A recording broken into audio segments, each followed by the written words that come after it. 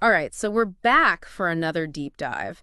And remember last time when we kind of started looking at those 2025 JFK files? For those of you who want to get right into the thick of things and appreciate those little details, you were with us every step of the way. Yeah, definitely. We sort of got a glimpse, I guess, of what was happening right after the assassination, like the very beginning of those investigations, almost like a sneak peek into this really important moment that people are still talking about. Yeah, absolutely. Well, we're going to keep going deeper. Today, we're going to really zero in on a new batch of these 2025 files. Think of it like part two. We're going to build on what we found in that first deep dive, the themes and, those questions that popped up. We're on a mission here. We really want to dig into these specific documents, pull out those important points, the details. I mean, really get to the heart of what these files are telling us about the investigations surrounding the JFK assassination. Yeah, instead of that big picture view we had before, we're getting down to the nitty-gritty. All right, let's start with this first one. We got a memo here, February 22, 1966, subject. Assessment of S.L. Larson NY1 by F.G. Orr and Craty-6. It's to the immediate director from a few different sources. They want this passed on to an NOC that's a non-official cover operative named Sidney B. Callicrate before he goes on TDY, temporary duty, to Montevideo. What are your initial thoughts on this? Well, it's really interesting. We get a ton of personal details here about this guy, SDL, Arson, and Y1. They also call him L1. The memo goes through all these observations by FGF or K86. They call him F86 too. This is during a trip, F86 went with L1 and his family to CHUY, that's in Uruguay, early January 1964. I mean, they really zoomed in on this guy. No kidding. It even talks about his driving. Apparently, he doesn't like driving at night or in the rain, gets aggressive behind the wheel, which is kind of weird because he's usually a pretty chill guy. Then they talk about a fight he had with his wife, and it's over something so specific. She blames him because when he divorced his first wife, he gave her his apartment. So now they don't have a place to live when they finally get back to Cuba. You see how they were interested in even these little personal things about him. Absolutely. You got to wonder, why are all these personal details in here? I mean, it shows just how closely they were watching this guy. It wasn't just about, his work or politics. They wanted to know everything. Maybe they were looking for weak spots or trying to figure out what made him tick. Totally. And it gets even more personal. It says the wife called him muy consumista, basically a shopaholic. She has to keep him in check at the supermarket because he always buys too much. Apparently because he was poor as a kid. And they talk about his kids too, how he spoils them. He's got a bad relationship with his oldest daughter and he's not that close with his grown sons. They even mentioned that F86 and his wife were kind of put off by L1's daughter because of all the sexual stuff she was talking about. It really paints a picture, doesn't it? Yeah. Makes you think, what good are these observations for intelligence? I mean, maybe they're trying to build a profile, see beyond the face he shows to the world, find his weaknesses, his relationships, stuff they could use, or see if he's trustworthy. Makes sense. They want to know the whole story. Now, it does switch gears a bit and talks about some more typical intelligence stuff. There are these philosophical and political discussions where L1 talks about his views on Marx, Hegel, Kant, Lenin, even the need for neoliberal medicine to fix the Cuban economy, although he also wanted the state to, keep taking care of people. Right. And this is where it gets really interesting, especially for what we're looking at. So the memo goes on to talk about L1's thoughts on, the assassination of President Kennedy. He says that back in 1969, he actually saw Fidel Castro talking to a group of American radicals, and they talked for like 2 hours about how one person alone couldn't have killed Kennedy. Castro even, get this, he ordered a reenactment, used his best shooters, but they couldn't pull off what Oswald supposedly did, killing the president. I mean, L1 actually calls it nameless harbor Oswald supposedly did in killing the president. Wow, that's wild. And L1 goes on to say 3 groups were involved. Cubans, the mafia, and some mercenaries, even mentions a guy in a gray suit. He was careful not to criticize Piman Infinite when F86 was around, and nobody knows if these groups were connected to Infinite or not. Pretty big claims, right? Coming from this guy they were watching so closely. Huge claims. And you got to remember, this is just what L1 said, as told by F86. There's nothing else in this document to back it up. But it does show that even years after the assassination, people were talking about other theories, maybe more than one person being involved. The whole Castro reenactment thing is pretty crazy, just adds to the mystery. Okay, on to the next one. This is Annex B to DOHB 71-1, Chapter 3, November 15th, 1974. Subject, the 201 system, personality files. Seems kind of procedural, like how they did things internally. What is this all about? Yeah, this is a deep dive into their 201 system, a method they use specifically the Operations Directorate, a big part of the agency, to keep tabs on people they were interested in, intelligence-wise. Basically, it's their super organized filing system for, well, for personalities, as they call them. It shows you how they ran things behind the scenes. It talks about the 201 number they gave to each person, the 201 dossier with all the important info, a master 201 record as a central index. They even had OI codes, 2 letters that told you their operational interest in that person. Sounds like a way to keep track of a lot of people and a whole lot of info. Totally. And it gets super detailed about how they started a 201 dossier, who could approve it, what kind of people got a file, operational targets, informants, potential recruits, you name it. It even lists what goes in the dossier, everything from basic stuff like their bio and fingerprints to super detailed reports, secrecy agreements, even newspaper clippings about them. They even describe how they kept the dossiers organized, the order of the documents, how they used the central record system, and how info from different places was handled. They even mention black tape dossier for top secret info. Makes you think some of these files were pretty sensitive. No doubt. That really emphasizes just how sensitive some of this intel was, and doesn't stop there. The document goes into transferring these files, making sure everyone knows where they are, rules for accessing those restricted dossiers, how they chose people for standard listings based on things like where they were, OI codes, citizenship, and their job. This system was seriously meticulous. And then there's this section, automatic 201 dossier openings. This is where they list specific groups of people who automatically got a file, like diplomats from certain countries like the Arab Republic of Egypt, Israel, and North Vietnam, people in the British Commonwealth Intelligence, officials from the Canadian Communist Party, and folks from Cuban intelligence. They were casting a wide net, weren't they? Shows you just how far their intelligence gathering reached. And it was all very systematic. They were tracking people based on who they worked for or their official roles. And the annex even talks about the 201 numbers and these IDN numbers. It says a small group were of direct CI interest, that's counterintelligence, and that some 201 files would get turned into IDN numbers with a P in front. All these numbers came from RID at headquarters. This document really lays out how big and organized their intelligence work was. I mean, tons of information, and they had a system to keep track of all these people they were interested in. Absolutely. This is important for understanding how information about people linked to the JFK assassination or any other big intel thing was handled and stored. It's all about context. All right, next up, we got a dispatch here. March 19th, 1964, from the chief of station at JM Wave to the chief specific subject. Typic Operational Special Activities report on JM Wave's relationship with Carbon-1. It sounds like they're talking about working with someone, maybe a source. It sure does. This dispatch breaks down their whole relationship with this guy, Carbon-1. Later, we find out his name is Reitman. It talks about the problems they had, security breaches and all that. And they had to keep Carbon-2, also known as Jude Desk, completely in the dark about their connection to Carbon-1. They even tried working through a third guy, Carbon-3, or Identity 3 as they called them. Managing contacts was pretty complex, even with a small group. And they're really honest about the good and bad of working with Carbon-1. He was a journalist, which gave them access, but they were worried he might mess things up for their coup-bike operations. It sounds like another code name, right? They talk about his career starting in late 1957, then moving to Miami to be a feature writer. You see how they use journalists in intelligence? Their cover stories gave them access to info and people that normal agents could never get to. But, like this dispatch shows, it was risky and they had to be really careful. They even list a bunch of people. Carbon-1 knew other journalists, law enforcement guys, former Cuban officials. It gives you an idea of how connected he was. And they talk about how they used him for intelligence gathering and to introduce them to people. And they go into the kind of intel he got, stuff about anti-Castro groups, those Soviet missile scares in Cuba, what Kubark vessels were up to, more code names. They even used him for propaganda through his articles in Miami. But they say he wasn't great for really deep intel because he didn't have those close, direct contacts. Yeah, right.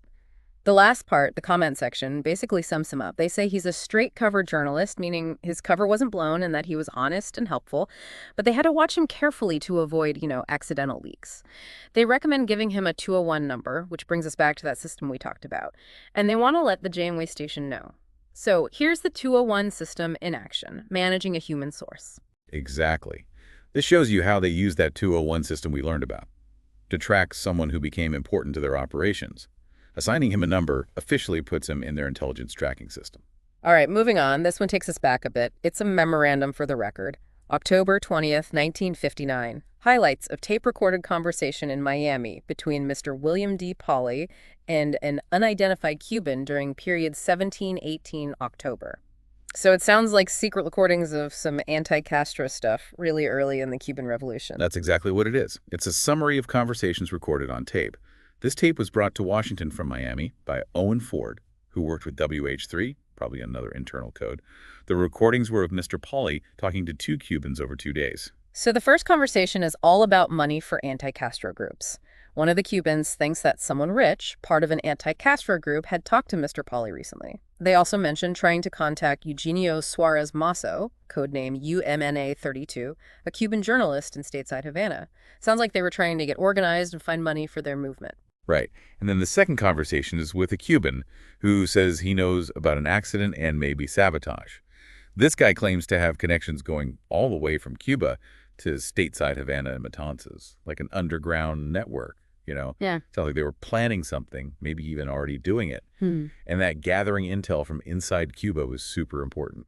And the third one is about the need for support, not just money, but also morale for the anti-Castro groups. One of the Cubans is worried because there's so much disunity, they're not working together. But he also thinks Castro's economy is going downhill. But here's the thing. He says unless they can get a lot of Cubans reasonably well-fed and clothed with money in the angle, it'll be tough to get them to revolt. Shows how much the economy mattered to their chances. This memo really shows you what those early anti-Castro groups were dealing with. They were divided, desperate for money and resources, and they knew they needed more support from regular Cubans. And they knew the bad economy was a big factor. It also shows how involved some people in the U.S. were, like Mr. Pauly. Okay, on to number 5. It's a memo dated January 29, 1964, to's, and from M.D. Stevens. Subject: the Lee Harvey Oswald case, hashtag 351164. Now we're getting to the heart of it, the JFK assassination and what happened after. Absolutely. This is like a summary of everything they had on Lee Harvey Oswald from all their different sources. It brings up some pretty interesting stuff, even naming some people who might be connected to Oswald or how he got back to the U.S. Right. It mentions this newspaper article that said Oswald was one of just 2 people who made it possible for him to come back from the Soviet Union in June 1962. Pretty big claim, don't you think? Definitely raises some eyebrows. And then it brings up this guy, Abram Chase. He was the legal officer at the State Department. They called him the new counsel in state. He was allowed to talk to W. Foster Rollins, who was in the office of the Chief of the Court Action Staff. It was about NSC 3412, probably some National Security Council thing. They say his security clearance was a blanket request, so he could talk about stuff on a need-to-know basis. And get this, they even wanted a White House name check on his wife, and Tony Lee Chase. They list her as a handler. And it says that back in March 62, before Oswald even came back, Chase was allowed to keep talking to the CIA. That's got to be the CIA, right? And his contact there was Archibald Roosevelt Jr. Then there's this Congressman, F. Walter, who criticized the State Department's rules about passports. He said they let people who were denied passports see secret files from the FBI, CIA, and other agencies. He specifically called out Chase, who was appointed by Kennedy as the main legal guy at State. Sounds like Chase and the State Department had some explaining to do. Yeah, definitely some political heat there. The memo then shifts focus to Samuel Wise, who was counsel in the American Embassy in Moscow. He apparently looked over Oswald's file and was involved with something called AE Active, another internal project, maybe. File checks from June 54 and September 62 show Wise was second secretary at the embassy in Moscow. They also mention a Davis's case. This guy lived in the Soviet Union for 2 years after he defected and then wanted to come back to the U.S. Probably a comparison to Oswald, right? And here's the kicker. Wise actually applied to work for the CIA back in the early 50s, but they canceled his application in March 58. The memo also says he was friends with this William Cavilla Munsell, and they wrote letters about a landlady and some friends in D.C. while Munsell was overseas. Munsell was denied security clearance for the CIA in June 52 because he hung out with some sketchy people. But then in November 54, a project called FJ Alive considered him for a job in Dhahran, Saudi Arabia, but they ended up dropping him. The memo goes on to say that Wise and Munsell went to Scarsdale High School together and that some citizens group accused Wise of influencing Munsell with communist ideas because of some questionable friends. It's like a web of connections they're looking into. A real tangled web. It shows just how deep their background checks went after the assassination. Right. They wanted to know everything about Oswald's past, who he knew, even people who maybe helped him get back to the U.S. Anyone connected to Oswald or the Soviet Union was under the microscope. Okay, document number 6. It's a memorandum for DDS-HB, which I think means Deputy Director for Support Human Resources Branch. It's dated May 27, 1966, from the Chief Executive Officer of Project Hebikabigrid. The subject is Pew H. Robert West, hashtag T89650. Sounds like a mission, maybe getting someone approved for something covert. Yeah, this is about a request to approve this guy, Robert West Pugh, for a covert operation. They wanted to use him as a first officer in the Far East, part of Project Hebikabigrid. The request was made back in January, and this memo says they're good to go. And they're very clear that people working on covert ops can't say they work for the CIA or let anyone say that about them.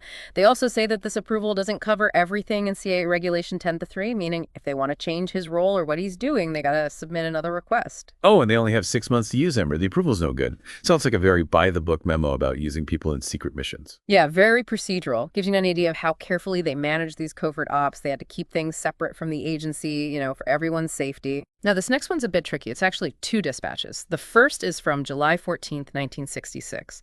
It mentions some attached reports about meetings with someone called Lidimal 9 back in July 63. The second part's a memorandum for the record, dated January 29th, 1968. Subject, Oswald Natuco, plus another memo about a meeting with someone codenamed KLK19, also in July 63. Looks like we got to put the pieces together. Right, let's start with those memos for 63. So the dispatch from July 66, it looks like they're going back and checking out these contacts they had with Lidimal 9 3 years earlier. The attached reports from July 17th and 29th would have all the details about those meetings. And then around the same time, they have this memo about a meeting with KLK19 on July 18th. So they're revisiting and analyzing stuff from the past. Yeah.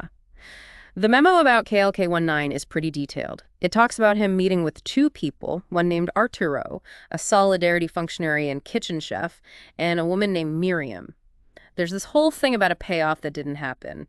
KLK19 even wrote down Arturo's license plate and later saw Miriam and Arturo together in a car with Arturo's wife in the back. Miriam said some weird things in English, like, there's no payoff, and I'm not expecting anything better for my personal situation. It's definitely intriguing. The memo also talks about the tough financial situation of Solidarity, which was probably some anti-government group. They were doing secret stuff to get food and supplies from the countryside, using warnings and word of mouth so they wouldn't get caught. They were planning a celebration on July 26th in Escuintla, and maybe a meeting with a Guatemalan politician, Jacobo Arbenz Guzman, in Costa Rica. They even thought Solidarity might kidnap some people. And then there's a bunch of random intel, discussions about what's going on in Cuba, how the new Hungarian cultural attaché in Mexico was told to be the main contact for Ann Barrios, the Mexican First Lady. It also says the FYI guy left in Cuba is in big trouble because he got caught in a trap. Then there's this comment from a Fecho who had problems with his chiefs in Prague and was talking to some Europeans who they think were involved in his sudden move to Mexico. They even talk about rubles and Solidarity helping people in Cuba. And there's this thing about 2 Cuban women at the French ambassador's place for Bastille Day who both asked him to help them get visas to leave Cuba. They said the French government promised them visas. It's a real mixed bag. Yeah, it's like a big info dump from KLK19. Ah. All sorts of stuff about different people and events. Shows how intelligence sources would pick up all kinds of info, and you never know what might be important later on. Okay, let's get to that other memo from January 29, 1968, the one about Oswald Natuco. This is years after the assassination. What's going on here? Well, this memo says that in July 67, a guy named Poggia pointed out something that Chuco said that might be really important to figuring out if Natuco's story about Oswald is true or not. Poggi had been reading everything about Oswald and thought Natuco was holding back info, and some of what he did say didn't add up. Poggia thought that the Soviets, maybe the KGB, were trying to make Shurikova look bad. He thought she was working for the KGB and was just being used to back up Natuco's claims. Poggia didn't like that one bit.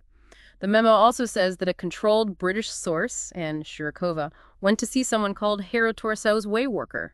No idea what that means.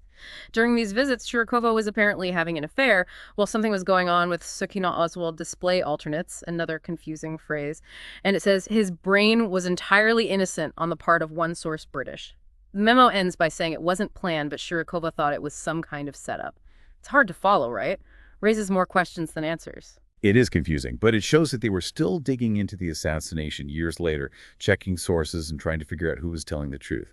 They were worried about fake news, maybe from Soviet intelligence. And the controlled British source shows that other countries were involved in the investigations too. All right, document 8. This is an index search and 201 consolidation request for Davis, Howard, from September 28, 1977. Remember that 201 system? This shows it in action. Yep. This is a request to search all their records for any info on Howard Davis, both CIA and Central Reference Service. The request came from HM 708 Holmes R.B., and they wanted to put everything they had on Davis into the 201 system, putting it all together, Right. The initial search said no records identifiable with subject, then surname records found in files, and finally index records attached. So they didn't have a main 201 file on him, but his name popped up in other files, and they did have some index records. These records showed a bunch of file numbers and OI codes, remember those, connected to Howard Davis over time in New York, Miami, Zurich, and Guatemala. One of the codes was GC52, meaning something specific to their operations. Clearly, Davis was on their radar. This shows how they tracked people. Even if someone didn't have their own 201 file, their name could be all over the place. And then they'd pull it all together to get a better picture, like they wanted to do with Howard Davis. All right, last but not least, we got a couple of documents together about indications of the scope and possible damage of new allegations by Ramparts magazine. One's a memo from November 25, 1968, and the other's a letter from Ramparts to the IRS with a big list of organizations. Now, Ramparts was a pretty liberal magazine back then. They often investigated the government and weren't afraid to criticize. Yeah, Ramparts was known for their journalism, digging into stuff and calling people out. So this memo from the CIA's Central Cover Staff to the Chief of Counterintelligence Operations talks about a letter Ramparts sent to the IRS in early April '68.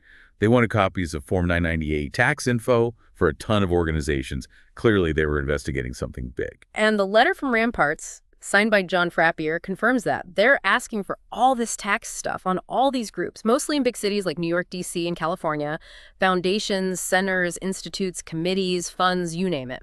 And the CIA memo says that when they checked their records, 88 of those groups were either currently or formerly of interest to them. That's a lot. Yeah, that's a big number. And the memo breaks down those 88 organizations by their relationship with the CIA. Annex B lists and talks about 42 of them that were involved in past projects, but were never publicly linked to the CIA. These were foundations used for funding, organizations that gave them money and cover, CIA-run projects, and groups that worked directly with them. Annex C lists 45 more organizations they were currently interested in, but that Ramparts hadn't mentioned yet. Annex D lists 55 groups from Ramparts' list that they had no connection to. And Annex E names 3 former project organizations not on the list, but that they thought might get exposed. And lastly, Annex F has the whole list Ramparts sent to the IRS. The CIA memo says that Ramparts might be looking into some of those 42 secret organizations for reasons that have nothing to do with the CIA. They end by saying that the people in charge of those projects have been told about Ramparts' investigation and that they're not going to do anything else right now. This shows how worried they were about being exposed, right? Big time. They had to keep their operations secret, but a free press can also investigate and keep things in check. The fact that they were following Ramparts so closely shows how sensitive this stuff was and that they really wanted to keep their activities hidden. Well, that was a deep dive. We covered so much. That Cuban guy's personal life and his Kennedy theories, the CIA's 201 system for keeping track of people, how they use journalists, the anti-Castro groups, everything about Oswald, how they approved people for secret missions, worrying about if their sources were telling the truth, and even how they were scared of the press finding out about their operations. We learned a lot from these documents. It's amazing how much detail there is and how many different things these documents cover. It really helps you understand all the complex intelligence stuff going on during this important time. So what do you think? After seeing all this detail, what else do you think is hidden in those files they haven't released yet? And after looking at these documents, what questions do you have about the JFK assassination? It feels like we're just getting started. Totally. Keep exploring these records as they come out and share what you find and any questions you have. Every piece of this puzzle helps us understand these huge events